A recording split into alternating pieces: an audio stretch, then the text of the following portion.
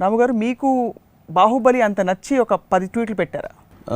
ఒక వారం రోజులు రిలీజ్ ముందు కొంతమంది డిస్ట్రిబ్యూటర్ టైప్లో ఇలాంటి వాళ్ళు దగ్గర నాతో కూర్చున్నారు. వాళ్ళు ఎలా మాట్లాడారంటే అసలు ఇంపాసిబుల్ సినిమా ఆడటం ఎంత బాగున్నా కూడా, ఎందుకంటే ఒక ఫిల్మ్ ఇండస్ట్రీకి ఒక మార్కెట్ అనే దానికి ఒక లిమిటేషన్ ఉంటుంది.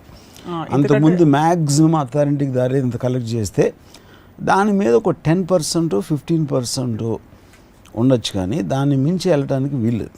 ఇక్కడేమో అసలు బాహుబలికి పెట్టిన కాస్ట్కి అథారిటీకి దారికి డబుల్ ట్రిపుల్ కలెక్ట్ చేయాలి, లేకపోతే వర్కౌట్ అవ్వదు అనే నేపథ్యంలో ఎక్స్పర్ట్స్ అందరూ ఫీల్ అయ్యింది అది అంటే అది కంప్లీట్గా దాన్ని బ్లాస్ట్ చేసి it collected more than what it is. అప్పుడు ఏమవుతుంది, మీకు సడన్గా అసలు రెవెన్యూ స్ట్రీమ్ ఇంత ఉందా, మార్కెట్ ఇంత పెద్ద ఉందండి. ఏదో ఒక మనకు అంతకుముందు కనపడింది ఏదో భూమిలోంచి బయటకు వచ్చేసిన ఫీలింగ్. సో ఇండస్ట్రీ ఏంటంటే ఒక విధమైన స్తబ్దత వచ్చేసింది. ది జస్ట్ లైక్ స్టిల్, అసలు అర్థం అవ్వట్లేదు వాళ్ళకి. అంటే ఒక అర్త్క్వేక్ వచ్చిన తర్వాత ఒక స్టిల్ అయిపోతారు కదా, అందరూ కదిలితే ఏమన్నా కదులుతుందా, అసలు మన డెసిషన్ ఏం తీసుకోవాలి, ఏం సినిమా తీయాలి, ఎలా తీయాలి. బాహుబలిని చూసిన కళ్ళతో నెక్స్ట్ ఇంకో సినిమా వస్తే ఎట్లా కనపడుతుంది అనే ఒక టెన్షన్ వచ్చేసింది. కానీ ఎక్కడి నుంచి వచ్చిందంటే రెవెన్యూ స్ట్రీమ్ సడన్ గా? అంటే ఎక్కువ మంది సినిమాలు చూసారు కదా, ఇప్పుడు థియేటర్లు అన్నీ ఉంటాయి.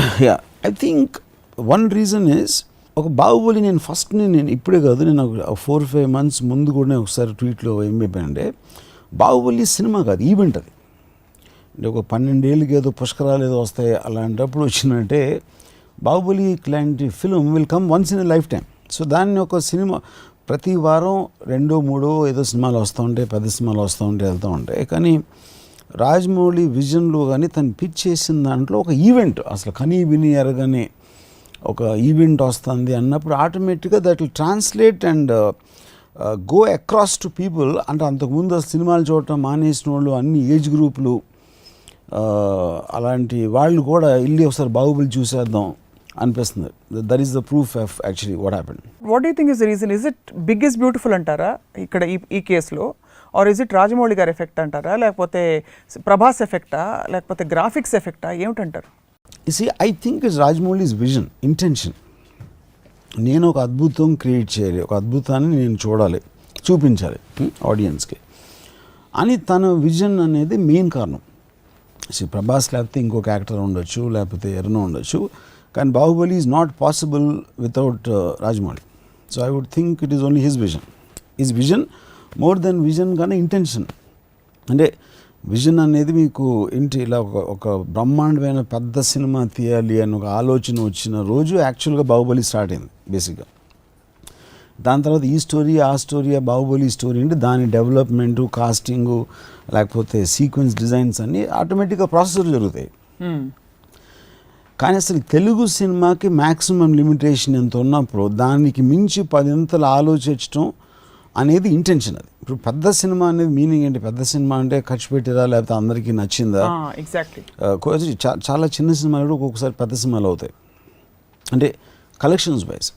ఇక్కడ పెద్ద సినిమాకి డెఫినేషన్ ఏంటంటే, ఒక బాహుబలి కాంటెక్స్లో అసలు మార్కెట్ కాంతని విజన్కి ఇంటెన్షన్ ఉంచి యాక్చువల్గా అంత ఖర్చు పెట్టి ఒక కనీ విని ఎరగనిది చూపెట్టడం అనేది అది వర్కౌట్ అవ్వడం అనేది that is the main point, which is the reason I call it a big film.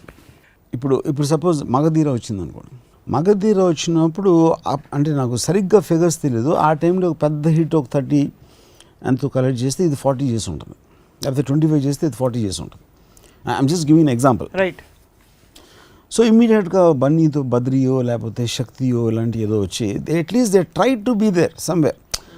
Magadheera అంత బాగున్నాయా లేదా అనేది వేరే క్వశ్చన్, బట్ అంటే ఒక బెంచ్ మార్క్ రైజ్ అయిపోయింది. అక్కడ నుంచి 5 crores 10 crores 5 crores ఇంక్రీజ్ చేసుకుంటా ఒక ఇవాళ 60-70 crores కూడా సినిమా తీస్తున్నారు. కానీ ఇక్కడ ఏమైంది, బాహుబలి అసలు చేయటమే 200 crores సినిమా అనేది, మీరు ఆ బెంచ్ మార్క్ అనేది అంత పైకి వెళ్ళిపోతే రేపొద్దున ఏ హీరో అయినా సినిమా స్టార్ట్ చేయాలంటే ఒక 70 crores సినిమా అనేది చిన్న 5D సినిమాలాగా అనిపిస్తుంది. రాజమౌళి గారి మైండ్లో ఏముండి ఉంటుంది అంటే, మీ understanding of directors, film makers temperament అంటే, ఇంత పెద్ద సినిమా ఆయన తీసాక ఆయన ఇంకా పెద్ద సినిమా తీయాలి నెక్స్ట్. ఇక్కడ 2 పాయింట్స్ సార్.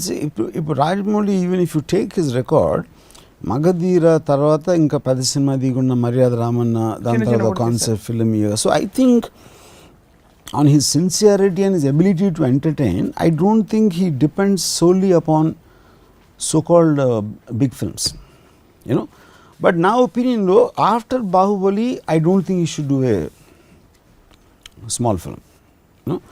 దాని కారణం ఏంటంటే ఎవరు మా లైఫ్లో అయినా పోయేది టైం ఒకటే, the only thing which is give, and the kind of sincerity and the time it takes.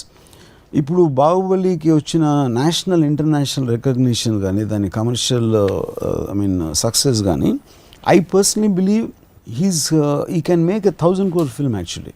పీకే అనే సినిమా 600 కోట్లు కలెక్ట్ చేసింది on a first run almost, you know. దాని final revenue I won't be surprise if it 750 ఫైనల్గా. 750 crores. Yeah, Then that should be the biggest film. In a collection wise, but that you're talking about is mainstream Hindi film with Amir Khan and all that, you know. What మళ్ళీ So- main stream ఏమిటి? మనకి సినిమాయే కదా. అంటే అరగదు main stream అంటే అనేది main stream Hindi commercial, దాన్ని release చేసిన థియేటర్స్, ఫస్ట్ డే వచ్చిన ఓపెనింగ్స్ అన్ని దాంట్లో. ఇప్పుడు బాహుబలి అనేది ఫైనల్గా ఒక చిన్న స్టేట్, ఆంధ్రప్రదేశ్ ఒక స్టేట్లో ప్రైమరీగా దానికోసం తీసి dubbed versions whatever they did. I think that is a far bigger. ఏది మీరు రేషియోలో తీసుకుంటే మీకు pan India, national, Middle East, foreign audience అంతా ఉన్నదానికి 600 కోట్లకి బాహుబలి తెలుగు సినిమాని అక్కడక్కడ డబ్ చేసి రిలీజ్ చేస్తే that itself I think is going to collect some 400 crores finally.